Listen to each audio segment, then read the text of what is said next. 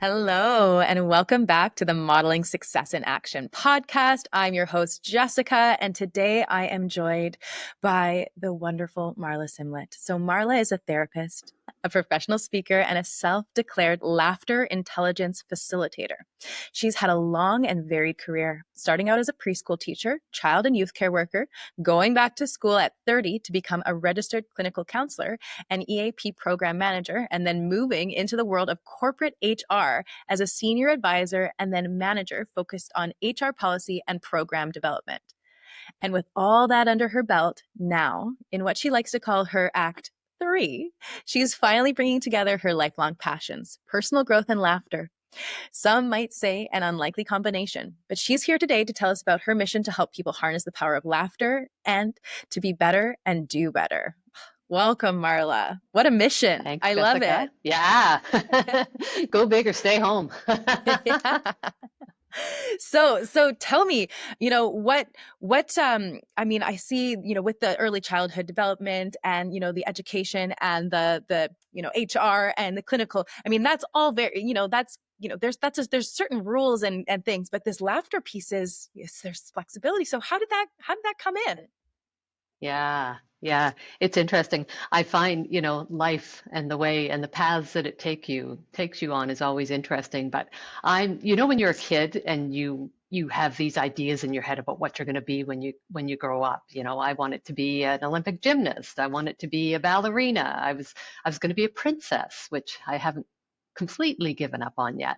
But I also, believe it or not, always wanted to be, from the time I was about 10, I wanted to be a therapist. I had an experience where I was helping my sister and her cousin kind of work things out. Um, and and I really wanted to do that. And the other thing that really stuck with me through childhood is I always also wanted to be a comedian.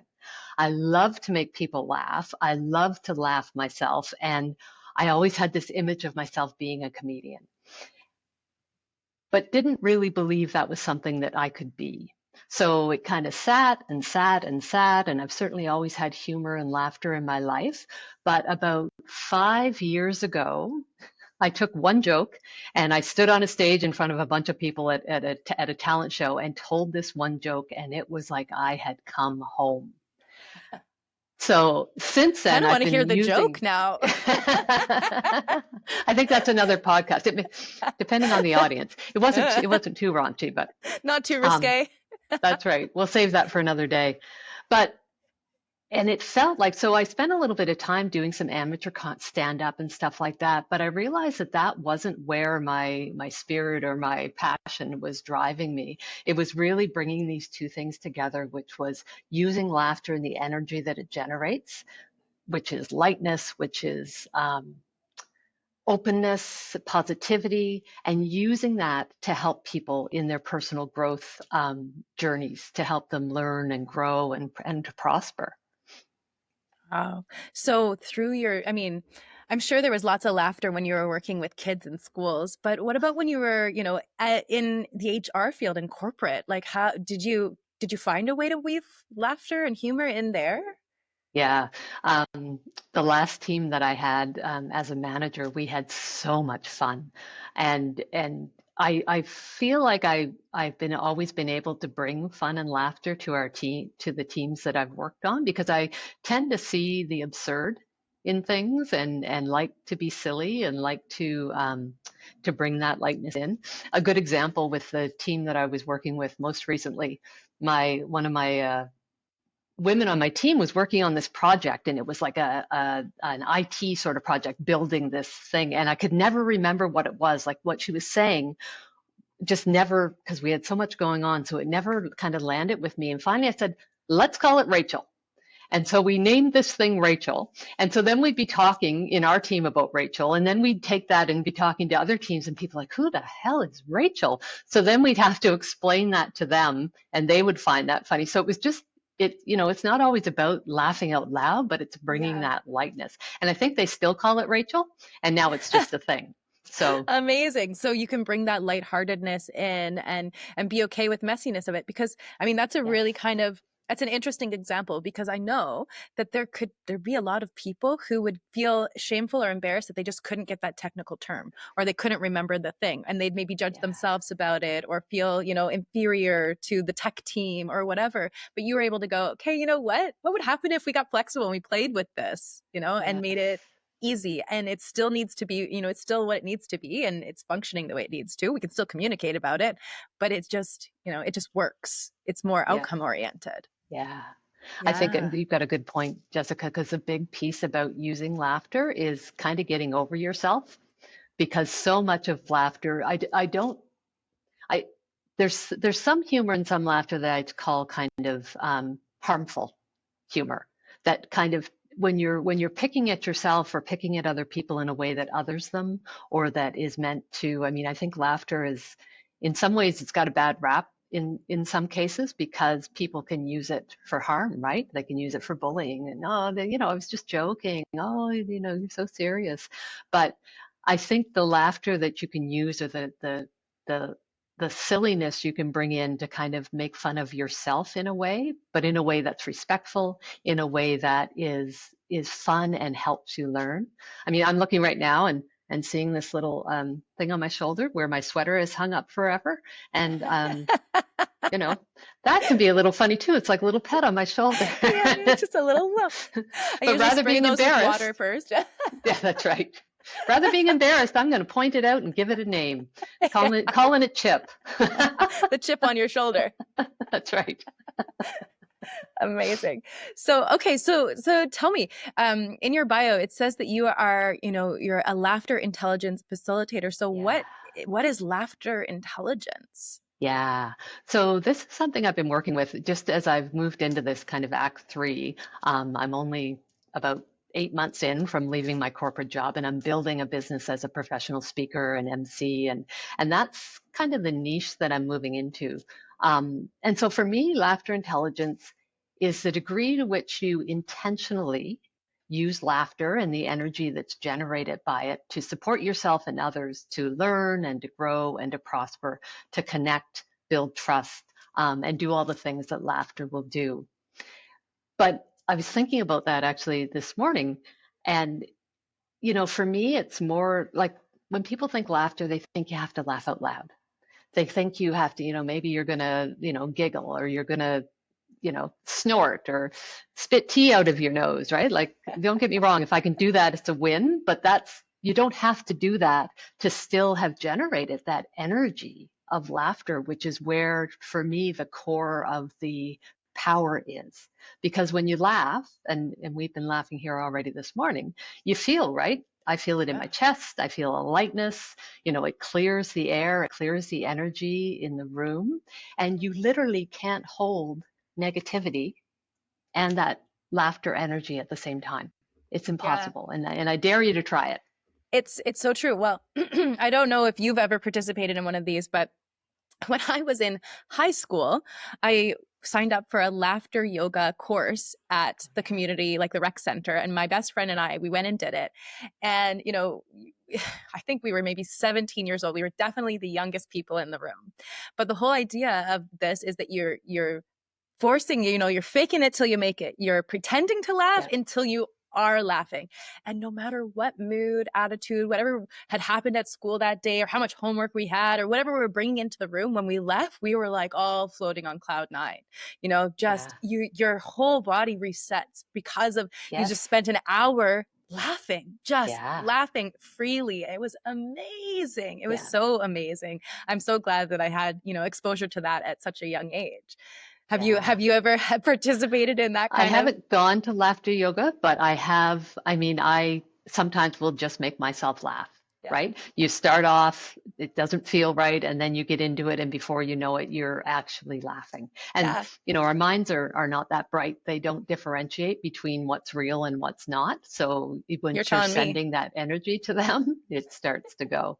Yeah. Yeah. And there's so much research out there that shows the benefits, physical, mental, spiritual, of laughter, Yeah. and what it could do for us.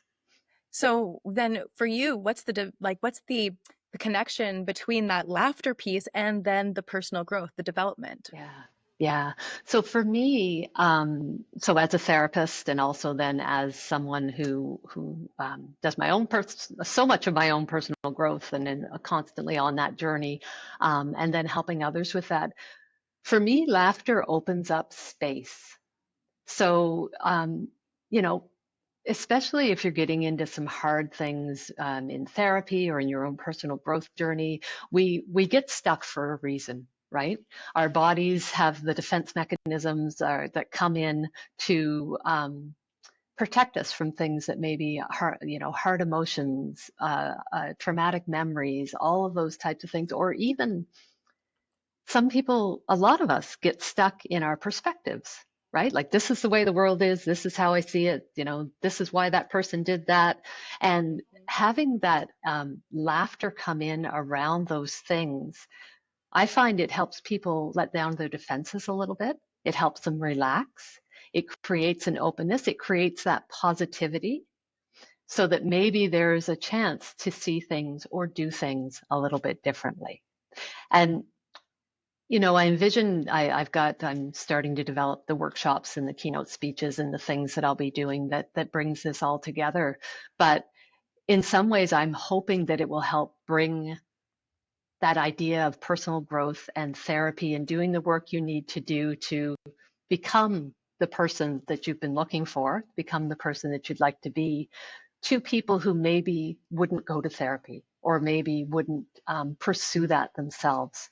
Uh, so, helping one person at a time, one group at a time to just be the best they can be. Mm-hmm. Yeah. So as you were saying this, I was kind of imagining a vision of like, really like maybe a dark cloud or a dark, something that's like a mass that's, standing in the way. And the laughter is that little crack of light, that thing that starts Ooh, to wedge its way in there to open up and dissolve all that stuff that's going yeah, on, right? It's that foot in the door. yeah. I love Yeah. that visual. And once you Yeah. get a crack, Yeah. then you can open it a little bit. You push it a little bit this way and that way, and before you know it, yeah. Thank you. Yeah. I'm taking that visual and I'm going to use it. Right. But you're so right though, with our minds are these elastic plastic things, and Hmm. the just because we've been doing something in a certain way and we believe this is the way that it is, if we're willing to allow ourselves to get flexible or to have a mirror held up to us and even see that, sometimes I have people imagine like a clown nose and like like rainbow hair. Yeah. It's like you want to see the ridiculousness of it a little Yes. bit and be willing to laugh at it and go, yeah, I am being a bit ridiculous. And then Yep. that, even that is an opportunity to now go, okay, what would be less ridiculous? What would be more useful? Right. Yes. And then the Yeah. healing and the growth and the changes and the actions that need to be taken can kind Yeah. of go from there. So you're inserting laughter intelligence already into your practice. Yes, I absolutely. love it. Yeah. I mean, I understand how much laughter can really, make a difference. For me, even when I was, before my life as a hypnotist, back when I was in my like, teens and early 20s, when I would hang out with my friends, the metric of, if I had a good time or not was how much did I laugh while I was Yes. there. Yeah. Right. If I didn't laugh at all, it probably wasn't that good of a time. Right. But if I Yeah. spend the whole time laughing, I came home and my abs hurt. My best friend and I, the laughter yoga goer, she's, some people think that she's quite shy, but that's not how I know her. And we would laugh so hard. Sometimes you couldn't even breathe. And it was, Yeah. the best times ever. So yeah, no, And don't I those stick in your head like those times when you have laughed so hard with so somebody? hard. Yeah, Exactly. it's so and so unexpected often. My best friend and I, when she got married a long time ago, we have a picture from they were doing the portraits, and she's all done up. I'm her maid of honor. I'm all done up, and the guy wanted us to lean in or something, and we started to laugh and could not stop. And so we've got this picture that's just this hilariousness, and it's such a great reminder of our friendship, but also just it's such a memory of that uncontrollable laughter. Yeah. So how did you start to integrate this into the third act? Like how did you decide, Mhm. okay, I'm not going to be a stand-up comedian, that life is not for me? What's it look like for you to be like, how you say that you're getting your talks ready, you're Yeah. planning on bringing this to people, so share a little bit about what that might look like. Yeah. Well, and yeah, so the first part was I did some amateur stand up and decided, this is fun and but yeah, not the space I want to be in. There's lots of that harmful humor in that area and just wanted to be Yeah. out. But Comedians get a little bit of a bad rap. It's true, right? yeah, They say some things that, can be yeah, offensive and inflammatory. And, yeah. sometimes it is, for intentional, right? And Yes. sometimes it's just maybe, a mistake. It's hard to know if it's in malice or if it's, that Yes. loving laughter that you were kind of describing earlier, Yeah. laughter from a Yeah. place of love, acceptance, and, healing. Yeah. And I certainly don't want to slam any, I mean, there's We fabulous don't need a name comedians drop. yeah, no, it just, the other reason I can't do stand up is because I can't stay up that late. If they had stand up from like 4 o'clock till 7, I could be there all the time, but there's no way I'm staying up past my bedtime, like past 9 o'clock, literally. So that was, so that was out. Um, and then it's been interesting and over the last 10, 15, 20 years, I've come very much more into trusting my intuition and trusting the path that I'm on and knowing that when I'm on the right path, things start to flow. So I had this idea that I've been holding for the last little while, like healing and humor and laughter and how does that work? And I've been working over the past few months with a woman, a branding and marketing specialist, and through the work that we've been doing on building my brand, it's really helped me kind of solidify, this is what I believe in. These are my values. This is my mission. This is what the ultimate outcome is. Here is how I can do it. Here's all the expertise I already have that's going to build that in. It's funny because I'm just seeing the only thing I can see, it doesn't say self-confidence behind you, it just says confidence. And that was kind of what it is. It's been building Yes. up more self-confidence for me to know that and every step of the way it's just felt right.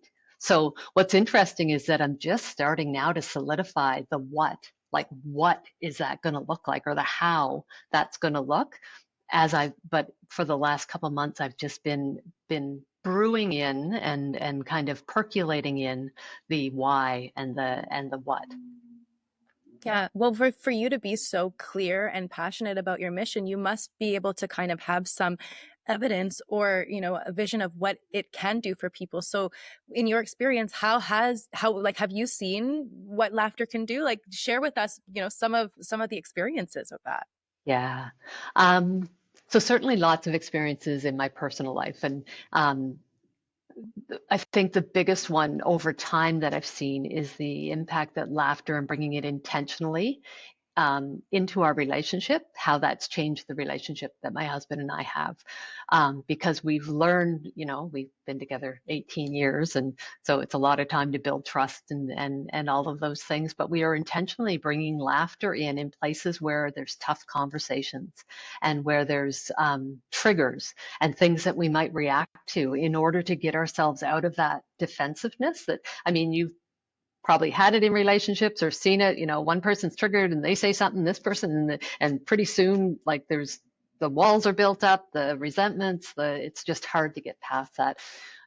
One of the first things we did was, we'd start, if one of us came home and, said something and it felt like it was going the wrong way, we would literally go beep, beep, beep, and we'd back out the door and go out, like literally out of the door of our apartment and wait for a minute. And then we'd come back in and just like, hey, how you doing? Oh, good. It's like, And reset. reset, yeah, like and making Yeah. the noise and doing the stuff. So Mhm. so I've seen lots of evidence there, but um, in terms of being a therapist with my clients, I often bring laughter in where it's appropriate and where the client is open to it, to kind of, as you do, kind of shift perspectives a little bit. And one that really stands out for me was a woman, and we were working on her reluctance, like she was having trouble moving forward. And every time there'd be an idea or something that she'd think she would do, she'd get this kind of voice in her head that we ended up naming Yasmin Yabbit, because it was like, well, but yeah, but. Um, and so we did a lot of work on personifying Yasmin. I can't remember exactly. I know she had a high ponytail and stiletto shoes. She was tough. Um, and then she was able to work with this kind of persona or piece of herself in a fun way that allowed that what was basically a defense mechanism, right? Or a protector part to allow it to relax a little bit so that she could actually see what was going on. Like, okay, Yasmin's come up. Oh, Yasmin, really? Do you think I can't do that? And let me, relax a little bit. Let me look. No, you know what? I probably could do that. And so just getting that connection or disconnection between those two pieces has been Mm-hmm. really helpful.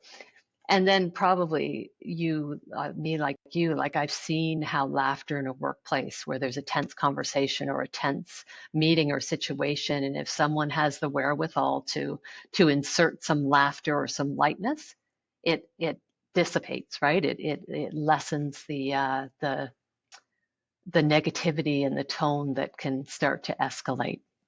Mm-hmm. Yeah. So it's, this laughter involves play, bringing playfulness in.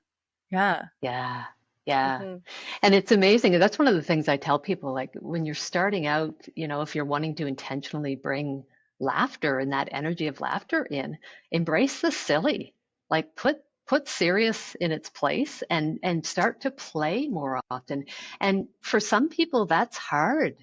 It goes kind of against how they may have been brought up, how they see themselves in the world now as an adult.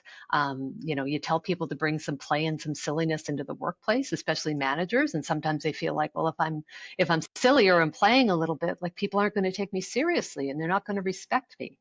But I haven't found that to be true when it's coming from a place Mm-hmm. of authenticity. Um, Yeah. so yeah, if you can't play, I think there's room to figure out why not, what's stopping me, and if you can play, like do it. Life is too serious, you know. Mm-hmm. Put some But put some joy in I, there.